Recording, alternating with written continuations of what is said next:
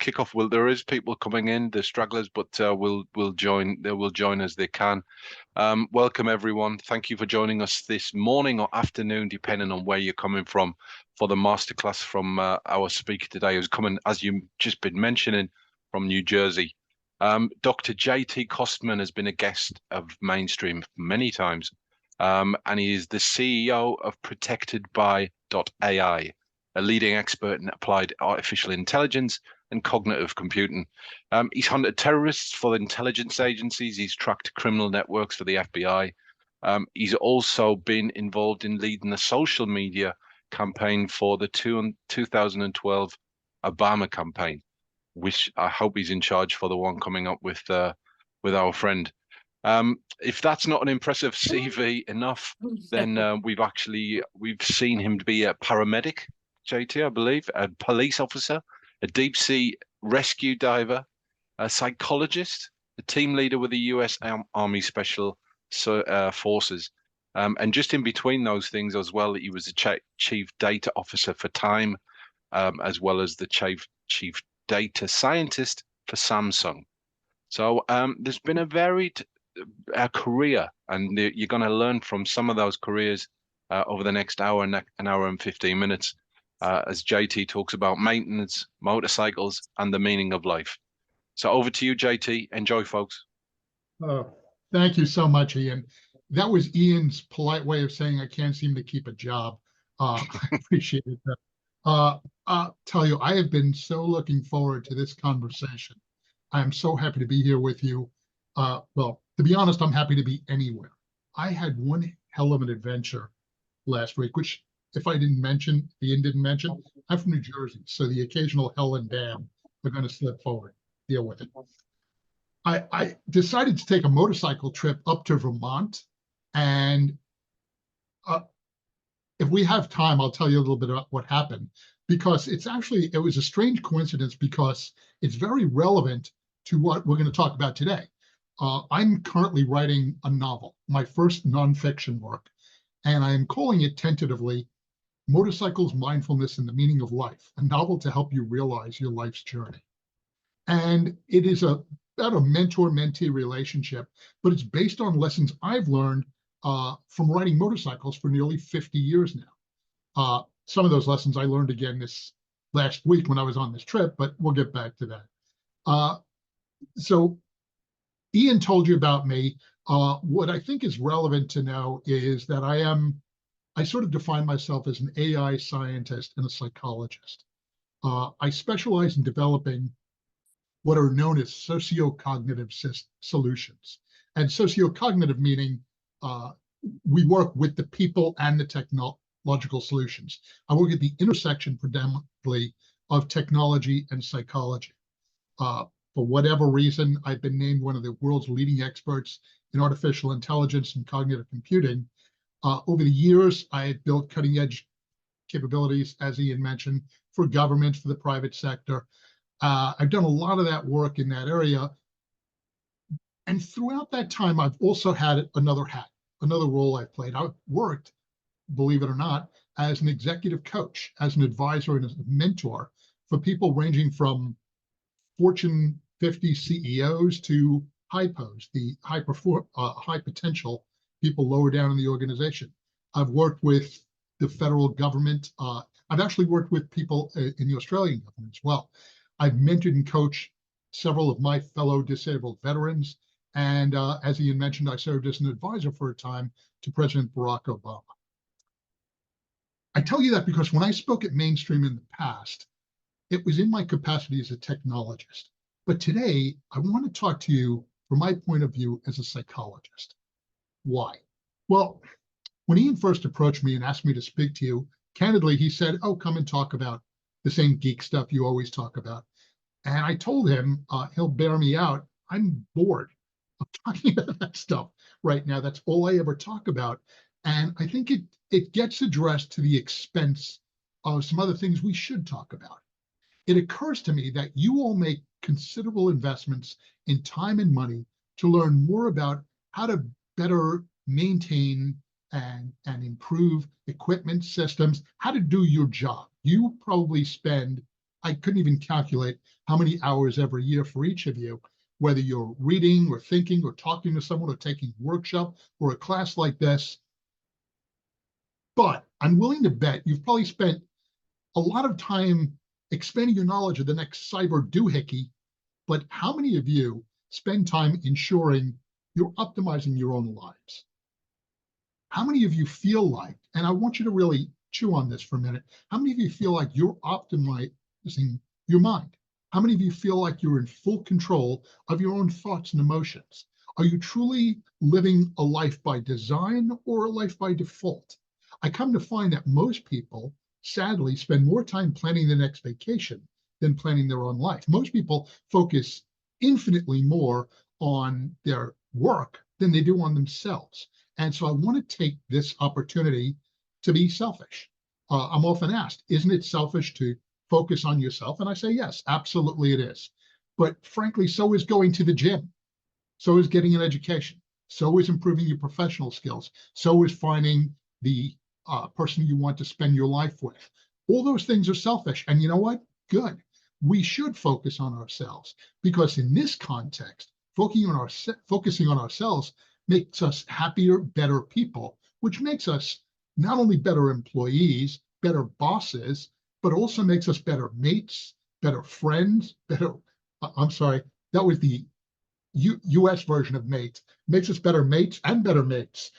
So I want us to take some time today to really talk about that. Because when I work as an advisor, mentor, or a coach, yeah, of course, we work on enhancing essential knowledge, skills, and abilities. Of course we do. What does it mean to be a more effective leader? How do you get a full grasp of creating a digitized organization? How do you really understand the evolution of AI and the impact it'll have on business? Yes. But I also focus my clients quite a bit on helping them decide if they're leading the kind of life they really want to live. You know, one of my old professors, when he would talk about this, had an expression I loved. He used to say, music is the space between the notes. I just thought that was so profound, because we tend to focus on the notes. We tend to focus on have to get to work, have to meet this deadline, have to get this done, have to be able to supervise people, have to learn this skill, on and on and on and on. But you know what? Life is what happens between those things. And that's what I want to focus on today, is the music that gives real meaning, I think, to our lives. Now, our time today is obviously quite limited. We're not going to cover what I would cover even in the first meeting with most of my clients, certainly not in the breadth of our time together. But I want to take this opportunity to at least put you on a path so you can start to live, frankly, the kind of life you deserve. And so in doing that, I want to talk about 5 things so you'll know what's coming. First thing I want to talk about is setting your course. The second is maintaining balance. The third is overcoming setbacks. The fourth is optimizing your own mind. And the fifth is being ready for the road ahead. Speaking of the road ahead, I want you to take a minute or two. And by the way, if you don't have a pencil, piece of paper and a writing implement of some kind, I'd suggest you run over and grab your kids' crayons or your boss's crayons or whatever you can use to write with, because we're gonna take a couple of notes. There will be, no, there won't be a test. I was just gonna say there'll be a test at the end. There won't be a test. But in talking about what road you're on, I want you to really think about that, right? I mentioned that I took the trip from hell to Vermont last week. That's okay. It actually turned out to be great. Why? Because I fully believe life is full of either good times or good stories, right? That time in your life when everything went well and everything went right, boring. Who wants to hear about that? But that time, like me, you were riding 50 something miles, excuse me, I don't even know what it is in kilometers, 50, 60 miles an hour on a twisty mountain road up in Vermont, and your rear tire blows out, and you're literally in the Vermont equivalent of the outback, nothing around. That is not a good time, but it makes for a great story. And so that's part of what we'll focus on today. How do you find those great stories? And so I'm going to ask, what about you? What kind of road has your life's journey been so far? And let's make this an engaging and experiential, as if we were in the room, just you and I together. I want you to think to yourself, has that road been rocky? Has it been smooth? Have you felt like you got stuck in traffic on the highway? Do you feel like you're cruising down the Grand Pacific Drive on a 25-degree day with the sun shining down on you? If you're that person, by the way, we got to become friends, because I got to learn how you led a life that way, because I sure haven't. But think for yourself, what has your journey really been like? If you were to describe it to me and just categorize and say, look, of course, there have been hills, there have been valleys, there have been twists, there have been turns. Overall, how's the ride been so far? And would you be amenable to possibly doing things to make it that much better? And by better, I even mean more fun. Can we have a little bit more fun in our life's journey? I'm in my 60s now, and I'm starting to take this very seriously. I'm starting to realize that I have far fewer years ahead of me than I have behind me. My doctor, every time I tell him that, he's like, oh, don't be silly, you're still young. I tell him, so you think I'm going to live to 125, 130? No, it's simply the truth of it. And I'm okay with that. That's absolutely fine. But I realize that life is kind of like a motorcycle journey. It requires skillful navigation, resilience, knowing when to lean into the curves, and when to pull over and get off the bike for a bit. So that's where we sort of start. If you want a great ride, what I've come to find is the first thing you need to do is learn to stay balanced, even when you hit a rough patch. So I'm going to give you some ideas that you can apply, hopefully practically, tactically, no nonsense techniques, so that you can enjoy the ride, keep focused on the road ahead, and finding meaning in those inevitable breakdowns, those setbacks, and those challenges. Fair enough? Okay. So let me take just a quick minute and I'll tell you the Vermont story. I'll tell you a very short version, because the extended version had my wife, she can't hear me right now, literally pee her pants. She loves stories of me in tragedy. And so I'm taking this ride, and it is gorgeous. It is about 25, 26 degrees Celsius. Clear day, not a cloud in the sky. And as I mentioned, I'm going down the road and I get a blowout in my rear tire. Now, I am in the middle of nowhere. And the reason I know that is I had Google Maps with me, of course. And so I was looking for a place to eat about an hour before this happened, an hour and a half before this happened. And I find a place that's 40 miles away, which is the only restaurant within 150 square miles. That's how in the middle of nowhere I am. And so I go to the restaurant, have what turns out to be a great meal. I get back on the bike and I'm riding, and now it's dark. It's about 8:30, 9 o'clock, excuse me, 8:30. And it's also starting to get cool. That night, by the way, it goes from 25 to 5, maybe 4. It gets cold, and it gets cold fast. But I'm fine. I'm looking for a place where I can stay, and I find that there is a campground and a motel. So I have a choice to make, because I have gear to camp with if I want, or I can stay in the motel and actually, get a hot shower. But it's another 100 and something miles. I'm taking this ride, and all of a sudden the rear tire blows out. Now, those of you who ride motorcycles know a rear tire blowout is very dangerous. It's almost inevitably leads you to crash or lay down the bike, but that doesn't happen. I manhandle this thing. I'm so proud of myself, and I pull over to the side of the road, and yep, it's flat. But I actually see about a quarter mile up the road the lights of what I know is a petrol station, fuel station, gas station. I'm like, oh, how lucky can I get? So I limp the bike, I can't push it, and I limp the bike, and I get to this gas station, and it even has a convenience store, which is lovely. So I get a cup of coffee, and I call the tow service. And I actually have 3 tow services, so I'm covered. And so I call the first one, and that's through my insurance company. My insurance company says, oh, you didn't get the tow service. Oh, can I get it now? No, but it's an extra $12 a year when you want it. So I don't know how I didn't think to get this. Okay, so I called the American Motorcycle Association because I'm a member there. Excuse me, I called the Auto Club, and I have tow service through them. No, we don't tow motorcycles. All right. So I call the American Motorcycle Association. No problem. We'll have a tow truck there in an hour to an hour and a half. Fantastic. I mean, I'm in the middle of nowhere here, but fantastic. Hour comes, hour and a half comes, 2 hours comes, 3 hours come. There's no tow truck. And now it's about midnight and it's cold. And they won't let me stay in the convenience store. And so I'm sitting out there, I'm freezing. And so I call back, where is the tow truck?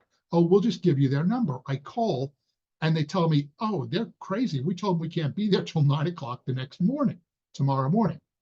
Great. There's no hotel anywhere near me. It's now getting really cold. And so, making what is otherwise a much longer story short, I camp out in the parking lot of this gas station. I happen to have a sleeping bag with me. And so I'm laying in the parking lot. Cars keep trying to literally park on me. And so I'm not getting a whole lot of sleep.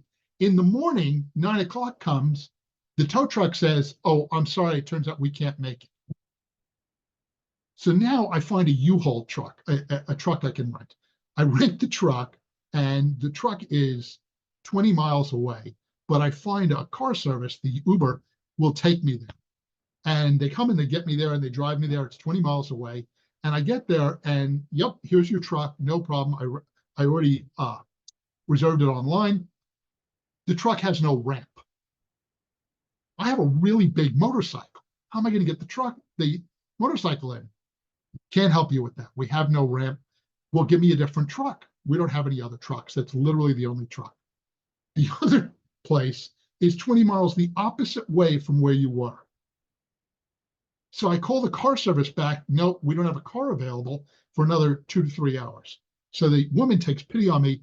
She rents me the truck to drive to the other truck place to get my other truck.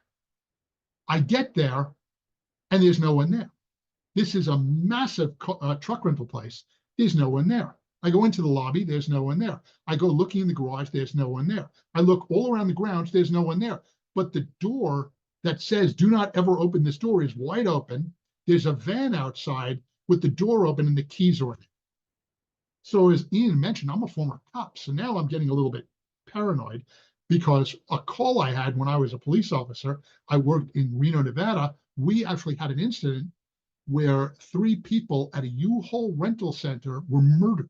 And so I'm a little freaked out now. And so I call the cops.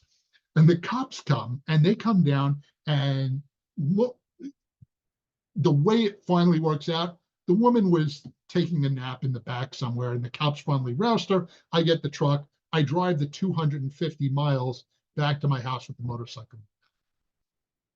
That was what could have been a really fun, nice adventure. It would have been a nice ride. And frankly, I'd have forgotten about it a year from now because I take those rides several times a year. This ride, I'll remember the rest of my life. And I'll remember it because it was horrible, because it can turn into a great story. And the reason it was survivable in the first place was, first, I was able to maintain my balance on the bike. But I think almost more importantly, I was able to maintain my balance even after the blowout, right? You can imagine how easy it would have been to lose your cool, to get angry, to think the world is against you, to rant and rave at the tow services, the auto club, to the ridiculous convenience store clerk who wouldn't let me stay inside. But I decided very consciously I was going to keep my balance throughout. And that's something that isn't unique to me. And that's one of the things I really want to talk to you about today, is the fact that there's absolutely nothing special about me. One of the things I tell my clients, and they know more about my background, and what Ian didn't mention, is I actually started out as a homeless kid living on the streets of New York. I lived on the New York streets from the time I was 9 to the time I was 16, when I finally hitchhiked out west. And I've had weird, wild, and wonderful experiences, but none of it had anything to do with the fact that I have any particular gifts, that I'm special in any. I just happen to figure out a couple of strategies. I'm going to share some of them with you today. In fact, most of them. The first is this concept I didn't find until the 1980s, but it really became reflective of a lot of the things I've been doing prior. It's an Okinawan concept. I don't know if any of you have heard about it. Raise your hands if you had. It is referred to, it's called Ikigai. And if you heard of this, let's see, any raised hands? Good, because now I'll get to give you something new. It's similar to the French concept of raison d'etre, right? It's your reason for being, and basically what gets you up in the morning, why you're here on this spinning rock in the middle of space. What is that causes you to be here? It's been suggested, by the way, that Ikigai may be one of the reasons, or probably is one of the reasons, for the extraordinary longevity, health, and mental health of the people of Okinawa.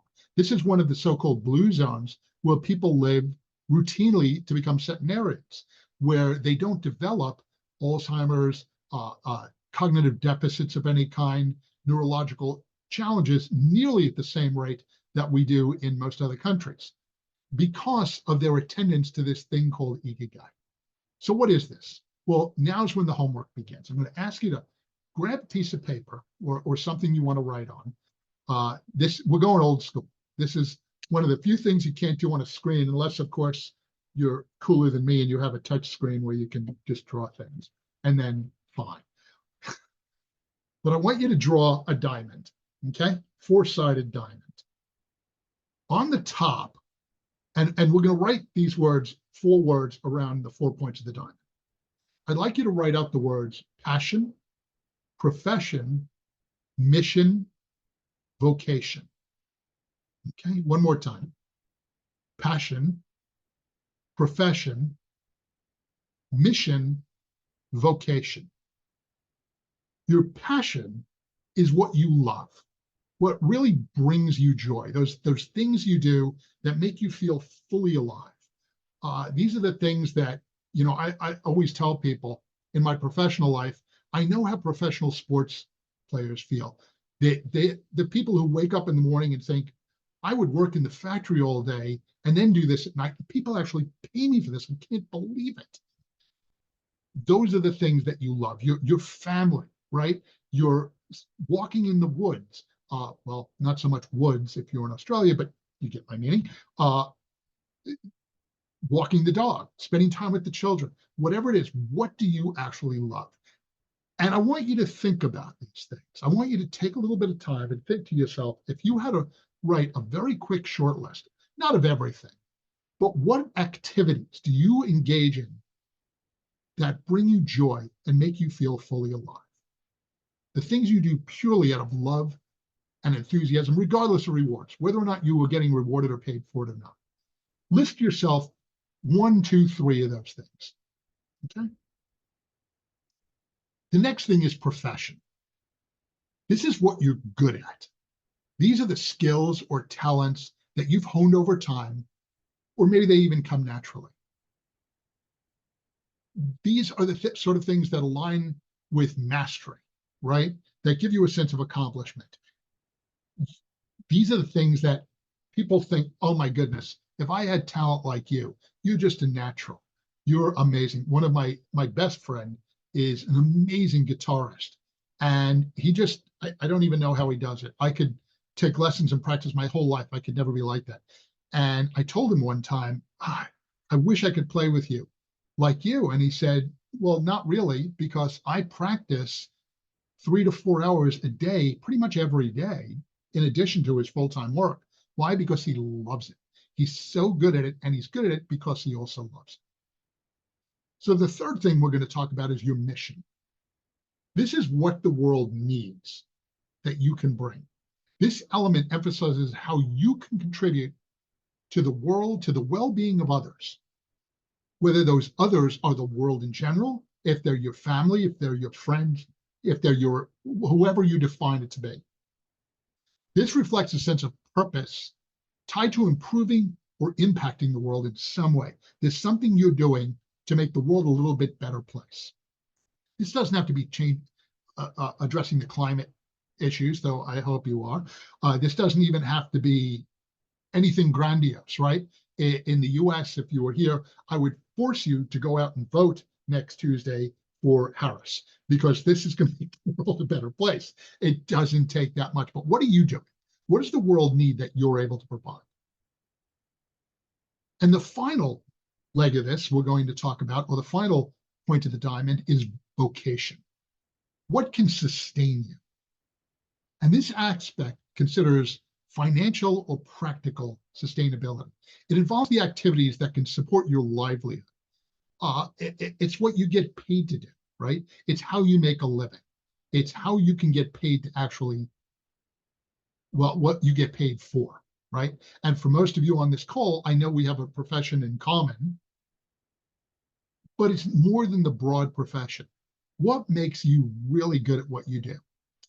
And what I want to do is, well, first, you're going to find I have a lot of anecdotes, a lot of stories. Let me tell you a story that I've always loved about Richard Feynman, the physicist. Feynman's being interviewed one day, and the interviewer takes a look at his journals that he has on his desk, and he says to him, "Oh, so this represents the record of your day-to-day work." And Feynman says, "No, I actually did the work on the paper." So the interviewer says, "Well, the work was done in your head, but the record of that is here, right?" And he says, "No, that's not a record. Not really. That is the work. You have to work on paper, and this is the paper." Interesting. I tell you that because that's what I'm going to encourage you to do. I want you to actually write it down. Take a minute while we're here today. This is an exercise I'll hope you'll go back to and you'll spend quite a bit more time with. But even right now today, write down, what do you love? What are your strengths? What do you think the world needs that you can deliver, that you can be paid for, right? What do you love? What are your strengths? What do you think the world really needs that you can get paid for? What are those things? List a couple of them for us. Let's take a second and let you do that while I pour a cup of coffee, because while it's morning or noon where you are, it is 9:33 in the evening where I are. I have single malt scotch here also, but this would be a very different conversation if I had too much scotch at this hour. All right.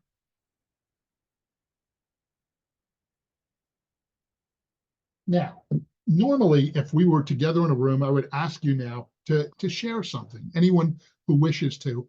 And I would ask, Ian, do we have a way to unmute people if they choose, or can they unmute themselves? They would have to unmute themselves, I think. It's probably best. So if you, well, let's get a very brave volunteer. Just one discovery from your EKG map. What is it? What would you like to share? What is something that you're really good at, that you love, that the world needs, and you can get paid to do it? And this doesn't have to be the ultimate answer, just something. Anyone? Anyone brave enough?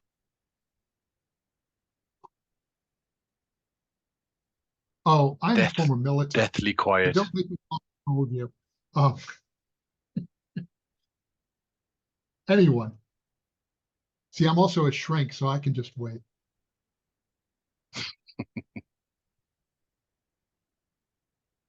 No? All right. Let me share one with you for me, right? I love this. This is my passion. I love working with people. I am a frustrated professor who doesn't have a classroom. My friends have labeled me a peripatetic professor. I wander around and try to teach. I love working with people to share things to help them improve their life. And I think I'm good at it. I've gotten some really great evaluations over the years from my students and from my coaching, mentoring, and advising clients. I tend to get good marks on it. And I think it's something the world needs.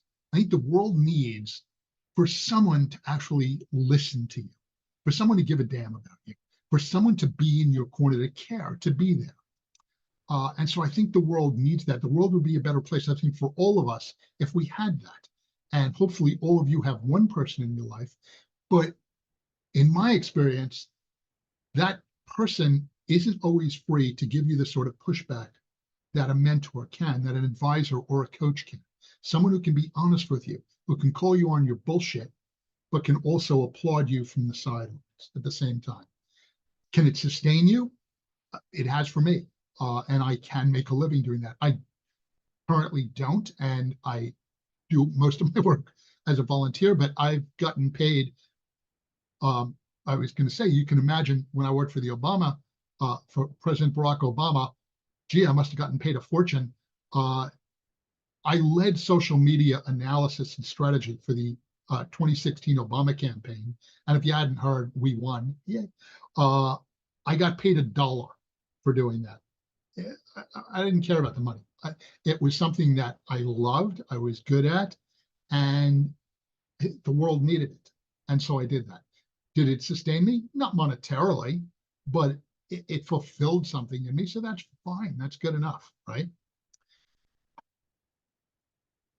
You know, this not only becomes a valuable exercise in its own right, it becomes a map, right? A map for laying your journey. What I want you to do after this call is look at whether you're or not your life currently is aligned with this map. Because if it is, it'll keep you off the couch of my clinical colleagues.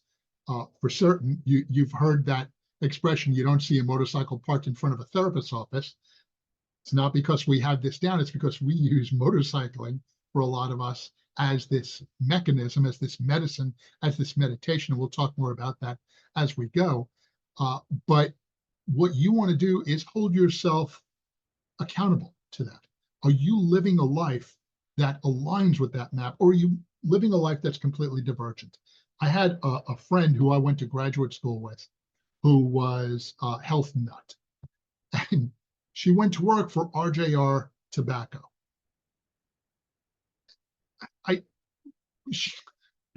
Our professors gave her all kinds of crap about it. And I told her, look, if it's what makes you happy, all those things, that's great. But I will guarantee you it's misaligned. You're doing it for the money. And that's never the right reason.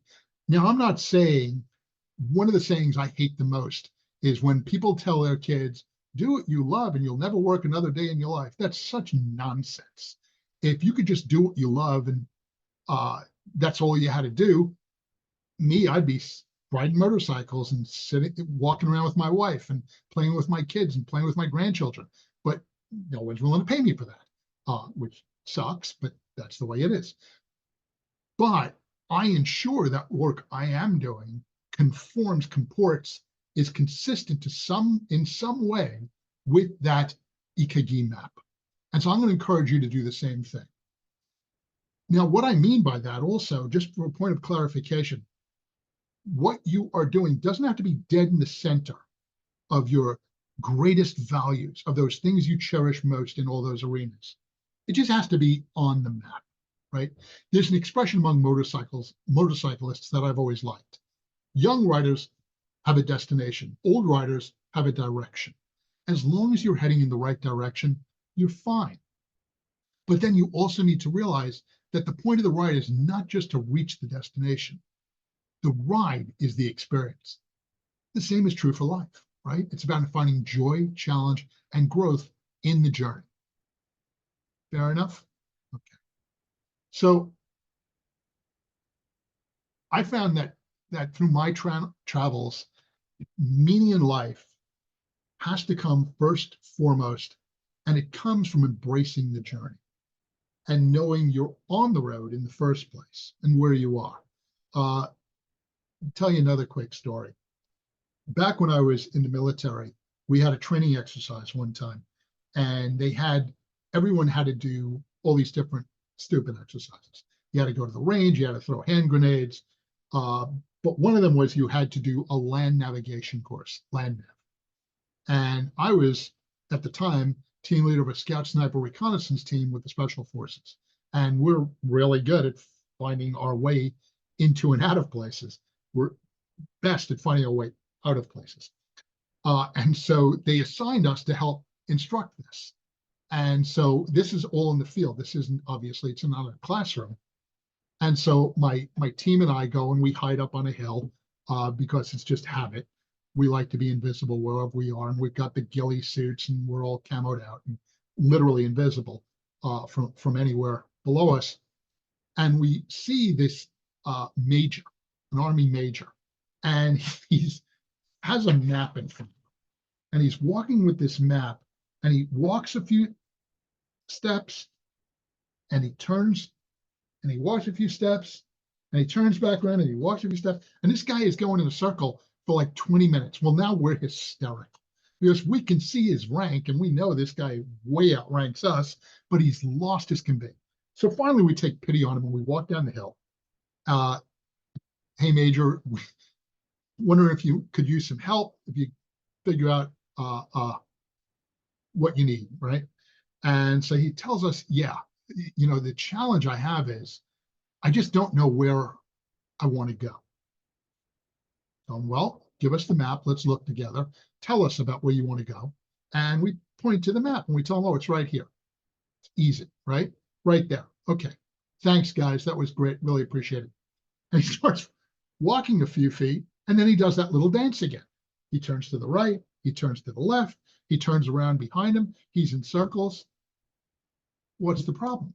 He said, the problem is, I don't know where I am. That is the problem. Even those of us who know where we're going often don't know where we are. Yeah, And if I'm you don't know well. How are you? I start Stojanka. Hi, Stojanka. And so that's part of what this Ikagi map can help you do. When I work with people to help them improve their professional capabilities, I work with them also to look at these things and make sure that their travels are consistent with their own map. So that said, let's all get a coffee. JT, we have had a comment from Shawib, so I don't know if you can see that in the chat. Oh dear, Can you see that? I haven't been open. Yeah, you're gonna forgive me because I have multiple screens, and if it looks like I'm insane, well, that's one of the reasons why. Probably not the only reason. I'm passionate about helping my family, friends, and community. I volunteered as a tutor to help refugee students. Wow, it was not sufficient to sustain me financially, but I learned how to build strong relationships with others. I think this closely aligns with my hopes for a better world. Phenomenal, right? And can we take those skills and transport them, right? We may not be able to, in this instance, find an opportunity to be paid to do this sufficiently to sustain this sort of life we want. But those same skills, those same passions, those same abilities, that same mission, can that be transported into other places? Sure, even potentially into where you are, right? And that's what I want to talk about now. I want to talk about what I refer to as sort of the path of possibilities. And this comes from a concept I borrowed from clinical and counseling psychology that's referred to as solution-focused brief therapy or solution-focused brief counseling. SFBT, and I'll just call it that from now on, solution-focused brief therapy. SFBT is a short-term, goal-oriented therapeutic approach that emphasizes our client's strengths and focuses on solutions rather than problems.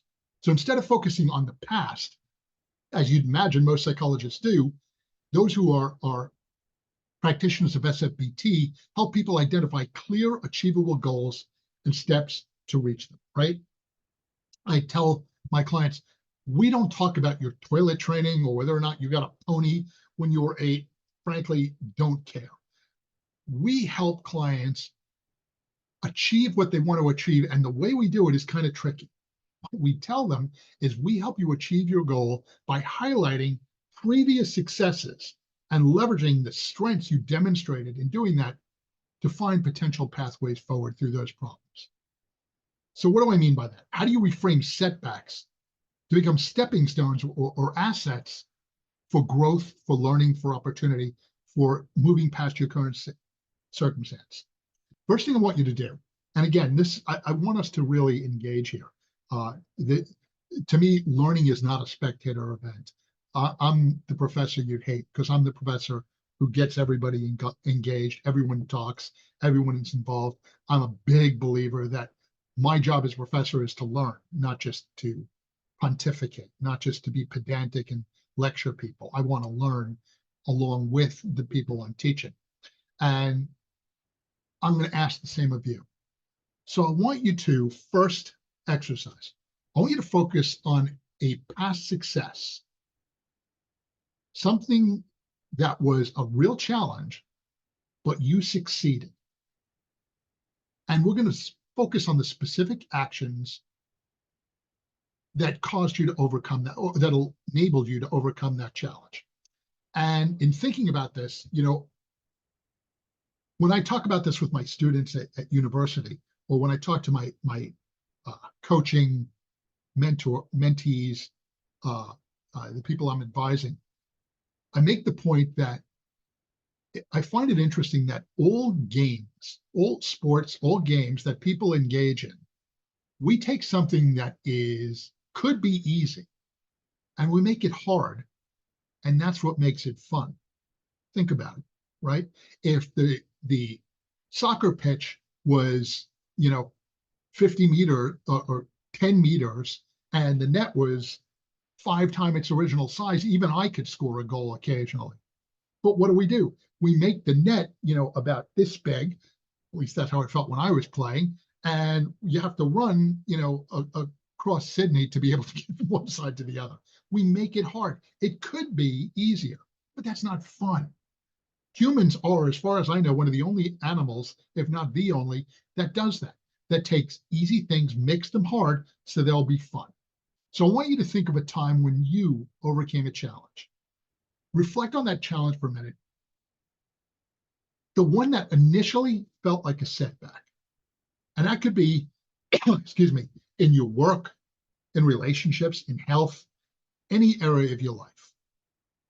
Think of that thing that was a challenge and it really threw a block in the road. And so I'm going to be more disclosive than I have typically been in these sorts of conversations.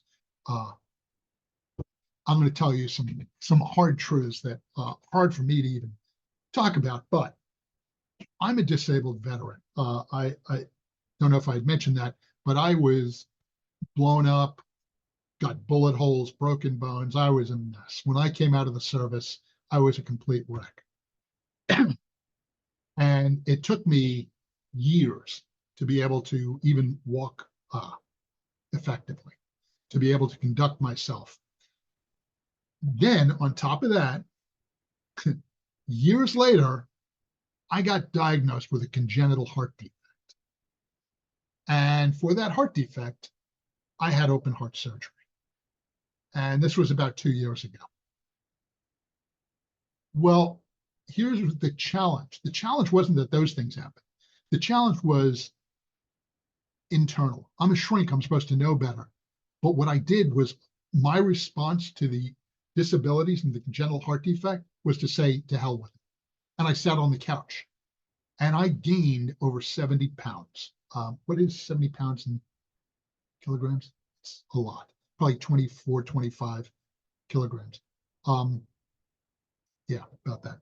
I gained a ton of weight. Let's just put it that way. And why? I gained it because that was the way I responded to that challenge. My motivation, the reason I overcame that, and I've started to overcome it, was frankly motorcycle trips.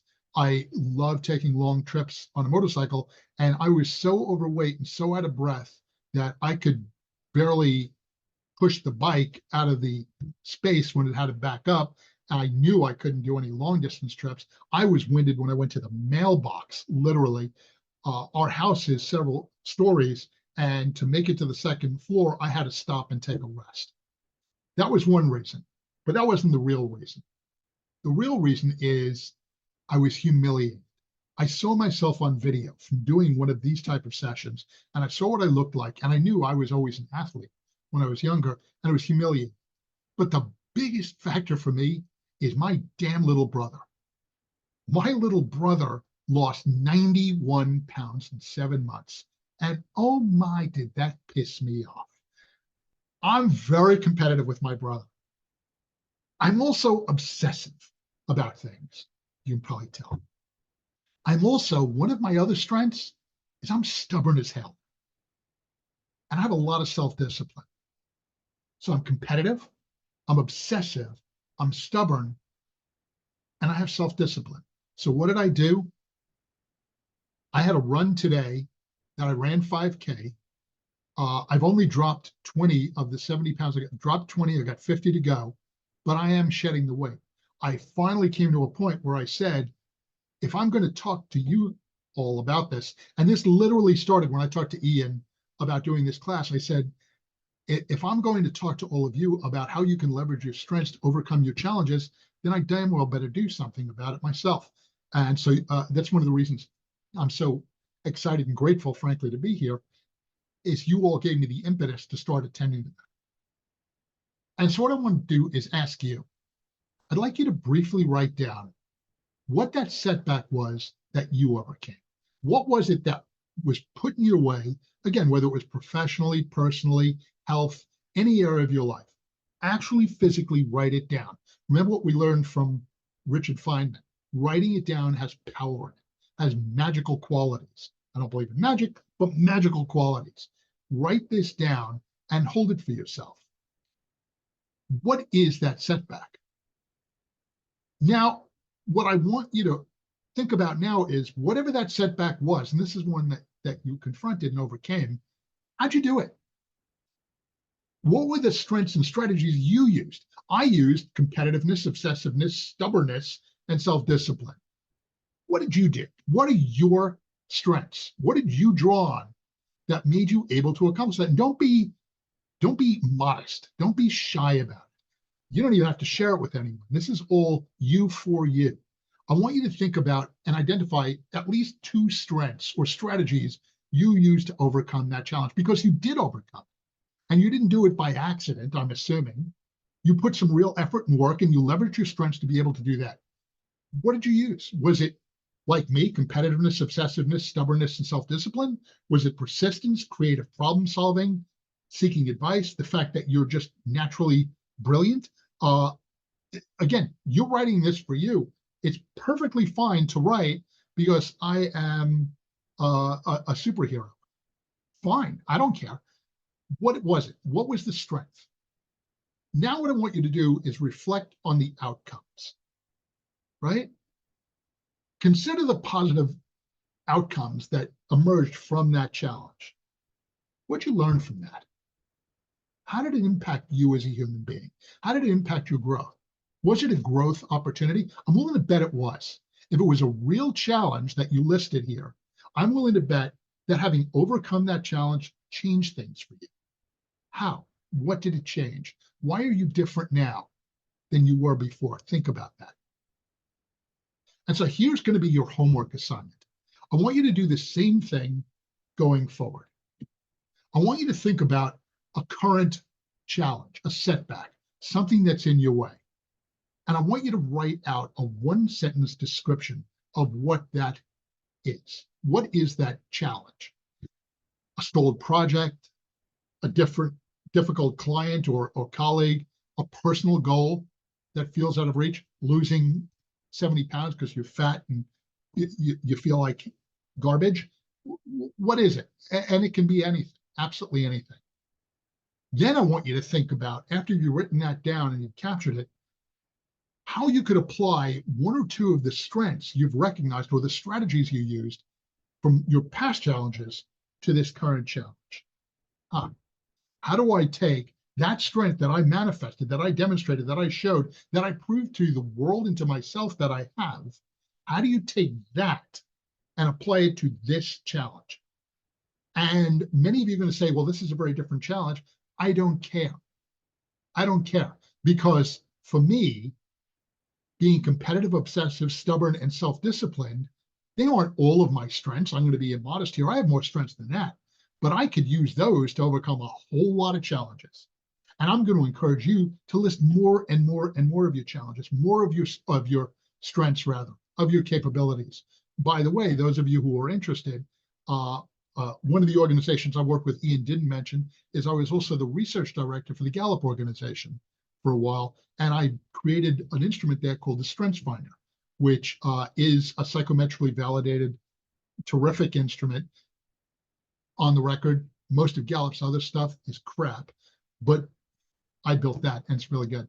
And I think you can take it for free now, and it'll help you identify what are your top strengths. What are you really good at? And I'd encourage you to either do that, or there's another one from the Character Value Index, CVI, and they're both available for free. And identify for yourself, if you don't already know, if you're not already confident, what are those things that are your superpowers? And then I want you to write down an action you can take to use those strengths to take even a small step in the direction you want. They say the only way to eat an elephant is one bite at a time, right? You have to start making that one little step. I've worked with, I don't anymore, but many years ago, I used to work with people who were disabled veterans and unemployed in terrible circumstance. I'm never going to find the kind of job I want. Okay. What can you do as a first step? Well, I could get hired by a big company. No, no, no, no, no. What's the first step you could do? Well, I could send in 100 resumes. No, no, no, no. What's the first step you could do? I could go to monster.com and see if there's any jobs. There you go. That's a great step, right? Because it's simple and it puts you in the direction. The third step, 3 out of 3 steps, the third step, this is going to feel a little bit strange. Show of hands, did any of you now, or have you ever played a sport at a serious level? Did you ever? This is Australia, so everybody did. Come on. It's not like, a bunch of fat, lethargic Americans. You can be honest with me. Most of you have had some sort of a sport you've been engaged in. Golf, tennis, rugby, soccer, I don't care. Whatever it was. Running. I'm going to have you engage in an exercise that has become the go-to in sports psychology, visualization. Why don't you two take a moment, even right now, close your eyes and imagine with this challenge what success might look like. What would it look like if you applied your strengths to this situation? What would that feel like? What would it look like? What would that be like for you? And picture the outcome vividly. How would you feel? What would be different?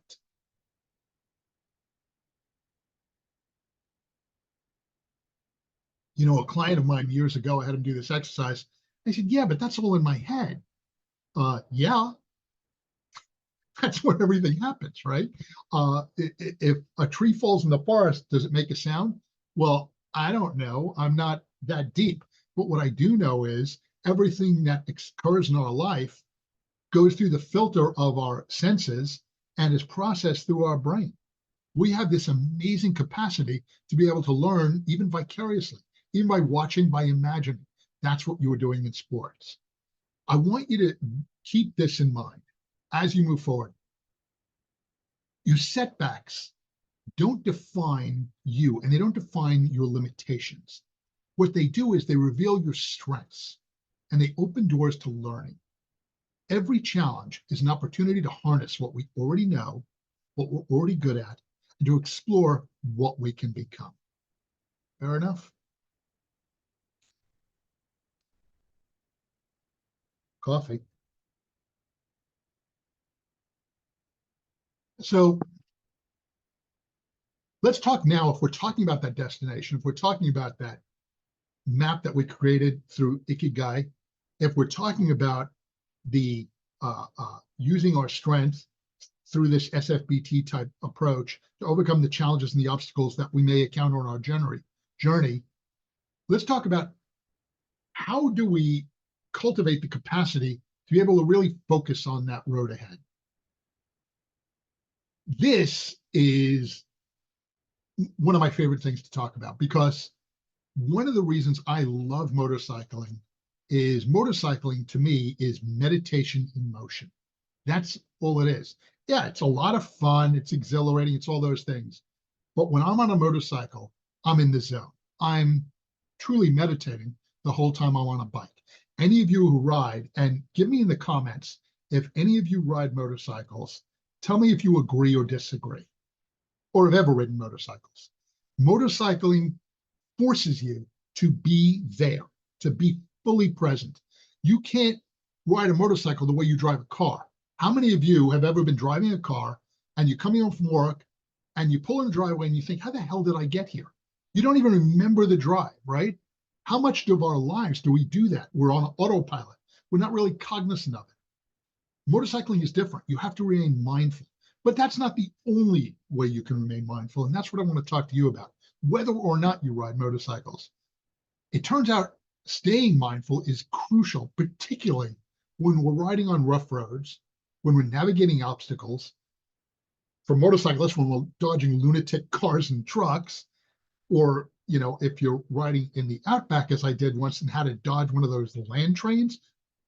Whoever thought of that? And the biggest hazard I was told about, by the way, when I ride motorcycles in Australia, is you have to watch out for the wazzaroos. Tell me if you know what a wazzaroo was. Took me a while to figure it out the first time. Turns out a wazzaroo is a kangaroo once it's hit by one of those land trains. It was now, I thought it was funny when I heard it. Which Yeah, never heard of that one before. There you go. Wazzaroo. There you go. See, go to the American to get Aussie humor. There you go. I've seen plenty of them. There you go. How do you center yourself? How do you create this opportunity to really focus on what you're doing? Well, we tell new riders when we're training them that you should use the stop technique. The stop technique to handle stress and distractions in the moment. And the acronym STOP is an acronym, and it stands for S is for stop. It's a very clever acronym. Stop. S is for stop. T is for take a breath. O is for observe. And P is for proceed. So we tell new riders, when something goes crazy, stop, take a breath, observe what's going on, and proceed. And incidentally, you can do all this in a fraction of a second. To be able to teach that in a more, I guess, usable form, I've taught, believe it or not, meditation. I've been a practicing meditator for over 50 years now, and I have taught meditation for many, many years. But the challenge I had when I was started teaching meditation, and even now when I teach meditation, is most people, when they hear meditation, they think Enya music, right? They think you have to talk in this voice if you're teaching meditation. And I can't stand people who talk in that voice. So I created a course that I called Meditation for Warriors. Mindfulness without the bells, beads, and bullshit, right? It doesn't have to have all that new agey stuff around it. And by the way, if you're into that, good for you. I think that's tremendous. And there's I was going to say some meditators, probably 90% of meditation and the meditation community is about that. And if that works for you, fantastic. But one of the things I point out to the type A personalities I work with, to the alphas I work with, is the fact that every warrior tradition in history, interestingly, from the Spartans and the samurai to every nation's special forces currently, have a meditation practice. Don't know if you knew that. We learned to meditate, or I learned again to meditate in the Green Berets with the Special Forces. I work with Australian Special Forces, and I guarantee you, Special Forces, and I've worked with teams from all over the world, we all do it. Samurai used to meditate sitting on the battlefield before they would go into battle. The Spartans did pretty much the same thing. Meditation's also been incorporated, interestingly enough, into every one of the world's major religions. Every one of the great religions has a meditation type of a practice. So this isn't some, new agey, you have to become a Buddhist tomorrow to be able to do it. The other thing about meditation is the benefits you can get from meditation are frankly extraordinary. If I always tell people, if there was a pill that could do what meditation can do for you, we would charge $1 bazillion and there'd be lines around the block. Meditation, and this has been empirically proven, this is scientific research by some of the best research systems in the world, Harvard, MIT, Oxford, all over the world, they have tested and found these things, that mindfulness meditation reduces stress, decreases anxiety and depression, improves attention and focus, enhances emotional regulation, increases self-awareness, boosts working memory, lets you have better sleep. Here's the one that I found interesting: strengthens the immune system and can be used to alleviate, reduce pain, reduces addiction recovery, enhances body awareness, staves off mental deficits and Alzheimer's. I mean, holy cow, just to meditate. So the problem is, how do you do this? Well, I'm so glad you asked. I'm going to teach you. We're going to meditate right now. I'm going to ask all of you to participate. Whether or not you think this is hokum or you think it'll work or not, give it a try. Here's what I'd like you to do. We have, by the way, 2 new messages. A second here. See, what LB said, Lionel Beer, I'm thinking, when I ride, I don't listen to music like driving, just the bike and wind noise. If my mind wanders when riding, it means it's time to pull over or go faster and concentrate. Totally agree. I can't understand how people listen to music when they're riding. Why would you do that? Why would you harm the experience? And Joel said, I used to think yoga was a waste of time until I tried it. Well, I think you're going to find the same thing with meditation. I hope the rest of you will. And so, as I say, let's try it, right? Let me walk you through a guided meditation practice. Meditation 101. Okay, the first thing I want you to do is get comfortable. None of those pretzel positions, right? If you want to do the full lotus, eating cherry blossoms or whatever the hell you call it, fine. I can't. I've been, as I say, I've been meditating over 50 years. JT, don't bend that way. I tend to just get comfortable. Whether you're sitting in a nice chair like this one, you're sitting on a cushion, whatever you want to do. All you have to do is maintain a straight spine and treat it as if there's a string pulling up from the top of your head.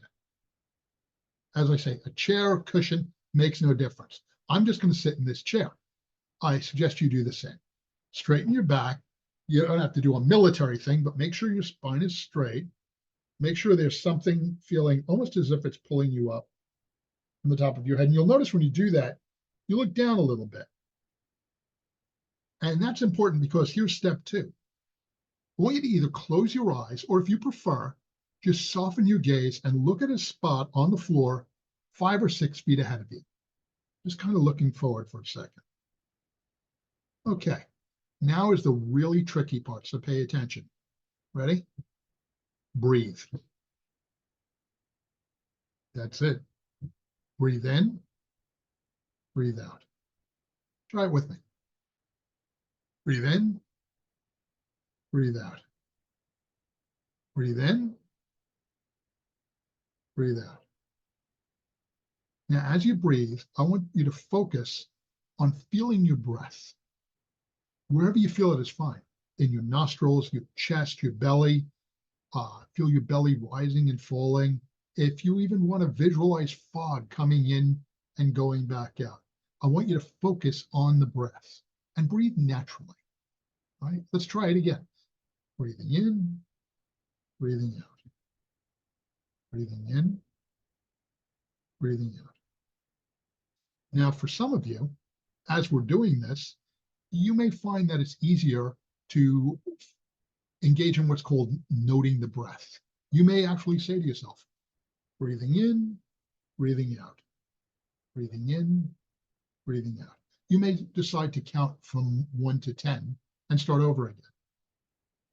1, 2, right? But here's where the fun begins. Because this is when your monkey mind is going to take over. And I guarantee you this will happen to you. If it doesn't happen to you, it means you're either a moron or you're in a coma. I think people in coma still experience this. We can tell from EEG readings. Your brain is made for working. You can't shut it off. It doesn't happen. If we're doing our breath and we're focusing on the breath, and all I'm supposed to focus on, remember, breathe in, breathe out. Breathe in. Well, this is kind of silly. I wonder if I'm doing it right. I don't know. Who is this guy anyway? I haven't tried this in years. Hey, you know what? I really got to think about what to have for dinner tonight. Oh, damn it. Breathe in, breathe out. Breathe in, breathe out. And just keep coming back to the breath. You're not doing it wrong. There's this common misperception that meditation is about focusing. It's not. Actually, ironically, meditation is about losing your focus and then returning to your point of focus, in our case, on the breath. It's the same way weight training isn't about lifting things. It's about lifting and lowering the weight, right? It's about having the breath, letting our mind wander occasionally, or frankly, we don't have to let it. Our mind will just naturally wander. Every time we catch it, we bring it back. It's almost like paper training a puppy, right? If you were paper training a puppy, hopefully you wouldn't start beating the puppy when it goes off the paper. What do? You pick it up, no, and you bring it back and you put it on the paper. Hopefully you're smiling the whole time, maybe even laughing. No, you got to come back. When we trained one of our puppies, very weird puppy, we were training him to go outside and he wouldn't pee unless we gave him a Cheerio. And we got to a point where he was just obstinate. He was a puggle, and puggles are notoriously just set in their ways. And they're not going to do anything for anyone. And so we would take him out, go ahead and pee, wouldn't do it. We'd hold the Cheerio up. Do you want the Cheerio? And he'd just pee. Fine, give me the Cheerio. That worked. And we gave him a treat each time. I want you to do the same thing with yourself. Don't beat yourself up. Have fun with it, right? Breathing in, breathing out. Breathing in, breathing out. Breathing, oh, I like puppies after all. I wasn't thinking about puppies before, but now I can't stop thinking about puppies. You know what's even better than puppies? Kittens. Kittens are wonderful, except sometimes when you breathe in, breathe out. Breathe in, breathe out. That's it. That's meditation. How long do you do it? You set a timer. I recommend you start with 5 minutes. Literally 5 minutes. If you can only handle 1 minute, that's fine too. Try to start with 5 minutes, 3 minutes, 5 minutes, no more than that. Promise yourself. And work up eventually to 20 minutes. People will tell you to try to work up to 45 minutes to an hour. Frankly, I think you lose a lot of the benefit after the first 20 minutes. It's up to you. If you're feeling good about it, great, but it's not a contest. No one's ever really going to know. Even if you have a meditation instructor, I never know how long my students are actually meditating for. Set time for yourself and just start to do it. The only other tip I have for you is before you begin and when you're done. Before you begin and when you're done, just sit and reflect on what you want and what you've gained through meditation. Once you're done with any meditation, it's not a bad idea to take a few minutes to relax with your eyes closed. I don't know why, but neurologically, this seems to lock in the benefits of meditation. And just, jumping right up after you've meditated, it tends to be a bit jarring. And by the way, when I say the neurophysiological response or effect, we have done MRIs, fMRIs, PET scans on meditators, or both experienced meditators and brand new meditators. And what we found is through training, this is weird, you actually develop new dendritic pathways, new neuronal connections.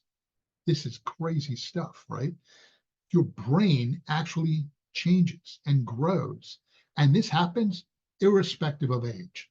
We don't have time today, but sometime if you want to buy me coffee, I'll tell you about what was called the nun study up in Mankato, Wisconsin. There's this group of nuns that they found live into their 80s, 90s, and even into their hundreds. And as a rule, they never develop Alzheimer's, dementia, organic brain syndrome, any sort of neurological deficits. Why? Because it turns out they are continuously creating new dendritic pathways, new neuronal connections throughout their life. You can do specifically that with meditation. So if you're like me and you're maybe in the fourth quarter and you want to make sure that you can keep sharp, that you can keep your abilities together, meditation. Meditation, by the way, not to try to oversell it, that is my superpower. The reason I'm able to focus almost inhumanely for hours at a time on any one topic or subject, the reason I'm able to contend with so many of the life events I encounter, the reason I'm able to do everything I do really comes down to two things: meditation and the fact that I married the most extraordinary person in the history of the world. Literally, it's just those two things, honest to goodness. So, final thing we'll talk about before we close out tonight is getting ready for the road ahead of you, staying ready for the road, prepping for all the nonsense life throws at you, right? Just like a motorcyclist checks their gear before a ride, we need to ensure we're equipped before we begin the journey for all of life's little twists and turns. When we're training new cyclists, we tend to tell them this acronym they should remember every time before they get on the bike, before they leave the garage, before they even swing a leg over. We want them to remember T-clocks. It's a terrible acronym. T stands for tires and wheels. Check your tires, check your wheels, check the pressure in them every single time. Because when you're riding a motorcycle, by the way, your contact patch, the part of the motorcycle that actually touches the ground, is the same size as a deck of playing cards. That's it. So the thing that's keeping you alive and safe are your tires and your wheels. C is your controls, right? The clutch, the brake, all the different controls, front brake, rear brake, all the controls, the turn signals, even the horn, check it all. The L stands for lights and electrics. You want to make sure the lights are actually working. The turn signals are working. All the electronics in the bike are actually working. The O stands for oil and all the other fluids. It's extraordinary to me how many people treat their motorcycles like they would treat a car and they just get in, turn on the ignition and drive. You have to check the oil. Oil degrades much faster in a motorcycle. It evaporates or leaves or is burnt out much faster in a motorcycle. Check the chassis, right? Check the bike itself to make sure it's structurally sound. And one of my favorites that I actually embarrassingly, humiliatingly forgot one time is S stands for the stands, your kickstand or your center stand. I was on a 2005 Harley Davidson Wide Glide, which any of you who know Harleys, that's a big bike. And I got on and I'm taking this ride and it's terrific. And I pull up to the diner and I go to put the kickstand down and the damn thing won't come down. And so I'm hitting it, can't come down. And so I couldn't get the kickstand down, whatever I tried, whatever I did. And I ended up having to just stay on the damn bike till I got home and leaning it against a wall. It was a 3-hour return home. It was a 3-hour trip out, and I was going to have lunch and literally couldn't get off the bike because I didn't check the stand. Now, you don't have to worry about T-clocks so much. But to navigate life's twists and turns, I have another acronym for you. And this one I want you to remember or write down. I call it GRIPS. I want you to focus on your grips, GRIPS. The G is your goals. Just as you check your destination, if you were on a motorcycle trip, you need to set clear goals. You need to know where you want to go in life. and take actions that are concordant with that. The great American philosopher Yogi Berra once said, if you don't know where you're going, you'll probably never get there. I think it was right. It was Lewis Carroll in Alice in Wonderland, right? When Alice comes upon the cat, where do you want to go? Well, I don't really know. And the cat says, well, then you're never going to get there. Set your goals. R is for resilience. Like the controls on a bike, resilience help you steer through obstacles. Build inner strength and an adaptability to handle unexpected challenges. What is going to help you do that? Meditation.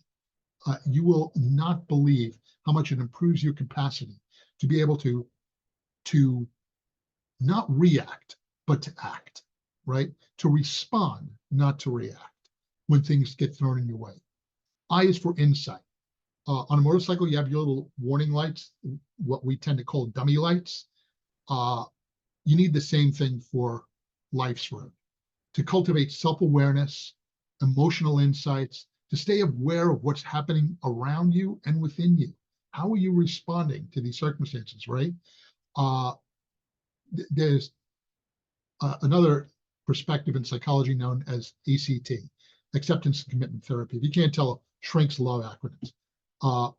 And in ACT, we tell people to stop saying things like, he made me angry. He didn't make you angry.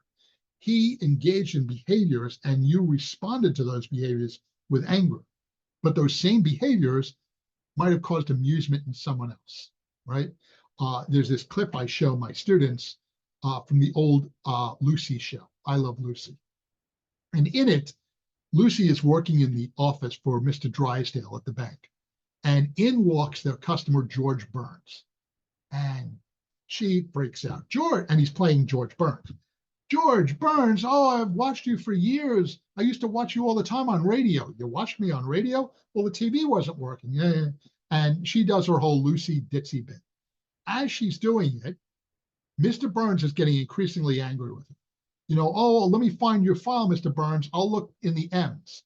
Why would it be in the M's? Well, M is for meatloaf, and my mother always used to burn the meatloaf. So, and this goes on and on and on for 5 minutes. Mr. Burns is getting furious. George Burns is hysterical. This is brilliant. He offers her a job to come work with him, right? But what changed? Lucy's behavior was exactly the same. It was how it was responded to that changed. You have the capacity to be able to do that. You cultivate those capacities through, wait for it, meditation. I was for insights. P is for priorities. You want to check your oil on a bike. You want to check your personal values and your priorities before you head out into life. You want to keep them well maintained to avoid burnout and to stay balanced. If you're not living a life that's concordant with your own values, you're going to break down. You're going to find the challenges. You need to identify what your values are. I'm going to make an offer, and I'll make it now for anyone on this call. I'll give you my email address when we get done. Anyone who wants to contact me, there's no meter on my desk. There's no fee. But the first thing we will do when I talk to you is have you engage in what I refer to as a value clarification exercise to help you identify what are your true goals, values, excuse me. What are the things that truly matter in your life? And how do you live a life concordant with those values? Remarkably powerful. That was P for priorities. And S is support. You know, just as you ensure your bike's stands are sturdy, you want to rely on a supportive relationship to keep you grounded and balanced. For years, I taught in the MBA programs at several universities, mostly at City University of New York. And I taught a leadership, a capstone course there that I called Leadership in Times of Crisis, Chaos, and Change. But I also used to teach courses on everything, right? And at the time, the big to-do was Ayn Rand. Most of you may know her. She wrote Atlas Shrugged and all this. And I freaking can't stand Ayn Rand. I'm sorry, I can't stand it.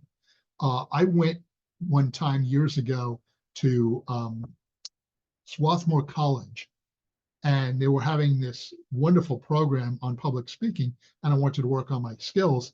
And they had, it turned out it was hosted by Ayn Rand's objectivist group. And I spent time with them. And they drove me crazy. I posed some hypotheticals to them, and I told them, and this is in the early 90s, and I basically posited what we saw with COVID. I said, what if we had this sort of a circumstance with COVID? What would the objectivist response be? What do you think we should do? Charge as much as possible, they told me, for the vaccine, and only give it to people who can afford it. Really? Really? That's what you think? And look, they base their philosophy on this notion of rational self-interest. They misquote Adam Smith when he talked about the butcher, the baker, and the candlestick maker, each to their own devices, and things always work out in economy. What I had to remind them of is, first of all, that's not what Adam Smith really said and what he meant. Fortunately, I've read Wealth of Nations, but more importantly, that's not our species. Our species is not self-reliant. Our species is one that connects, that works collaboratively in connection. We work with one another. We support one another. That's how humans exist. If you ever doubt it for a minute, by the way, rent the movies Castaway and The Martian. We don't do well on our own. Humans don't do well on our own. We are a social beast and a social being. In that spirit, as I said, I want to offer you the opportunity, if I can help with your journey in any way, my email address, and I'll put it in the chat now,